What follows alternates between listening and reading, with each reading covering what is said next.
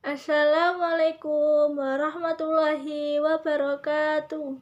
Saya Melisa Putri Maharani dari kelompok 5 PGMI 5C akan melanjutkan penjelasan dari Mbak Lailia, yaitu tentang model-model penelitian korelasi, kelebihan dan kekurangan penelitian korelasi, dan contoh dari penelitian korelasi.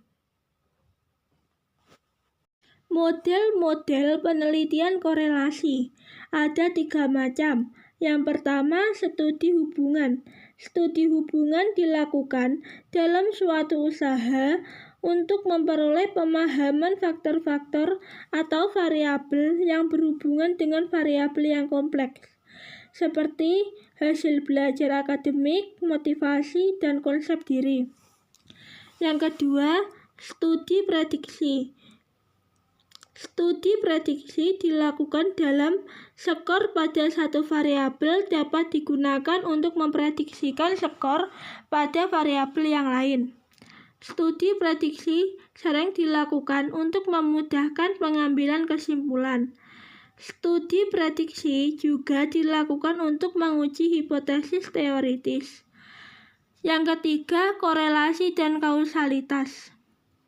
Korelasi dan kausalitas dilakukan dalam penelitian korelasi yang mengacu pada studi yang bertujuan untuk mengungkapkan hubungan antara variabel melalui penggunaan statistik korelasional atau biasa dilambangkan dengan R. Kelebihan penelitian korelasi. Yang pertama, kemampuannya untuk menyelidiki hubungan antara beberapa variabel secara bersama-sama. Yang kedua, penelitian ini berguna untuk mengatasi masalah yang berkaitan dengan bidang pendidikan, ekonomi, dan sosial. Yang ketiga, penelitian korelasional juga dapat memberikan informasi tentang derajat atau kekuatan hubungan antara variabel-variabel yang diteliti. Yang keempat, untuk menyelidiki beberapa variabel untuk diselidiki secara intensif. Kekurangan penelitian korelasi.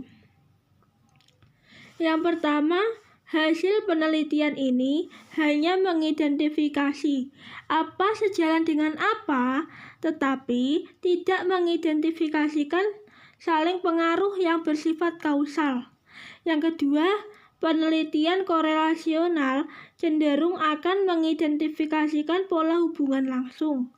Yang ketiga, penelitian tipe ini kurang tertib ketat apabila dibandingkan dengan tipe penelitian eksperimen.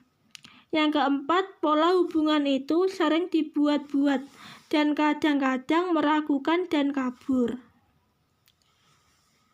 Contoh judul penelitian korelasi.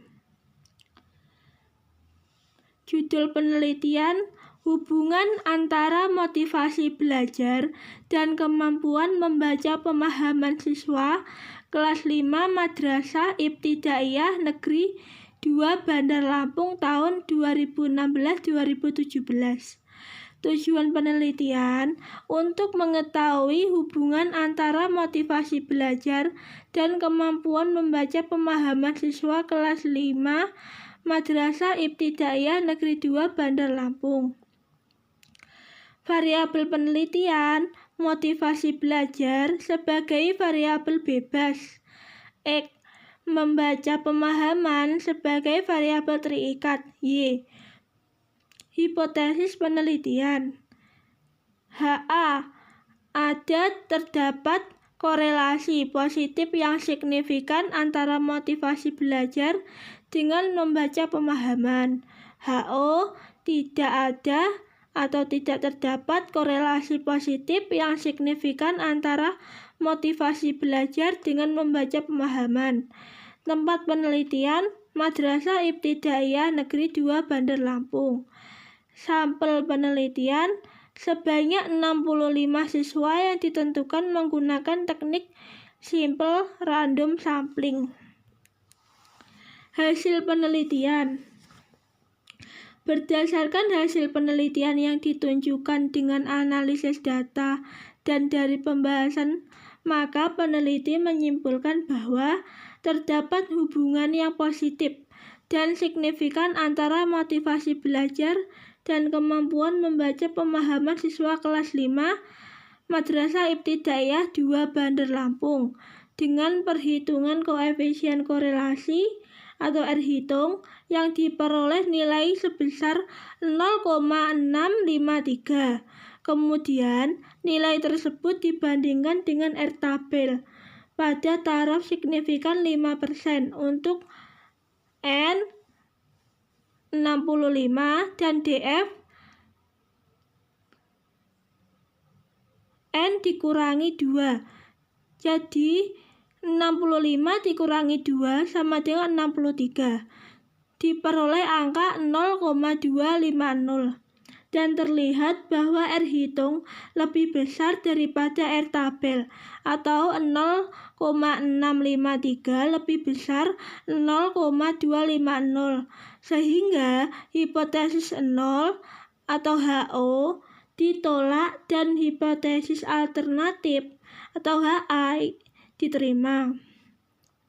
Tingkat korelasi atau hubungan antara motivasi belajar dan kemampuan membaca pemahaman siswa kelas 5 Madrasah Ibtidaiyah Negeri 2 Bandar Lampung termasuk dalam kategori kuat, yaitu dengan melihat R-hitung 0,653 dan sumbangan efektifnya 42,6%.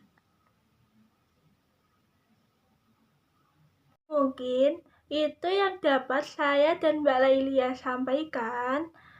Dari penjelasan yang telah disampaikan, apabila ada yang kurang paham, bisa ditanyakan. Sekian dan terima kasih. Wassalamualaikum warahmatullahi wabarakatuh.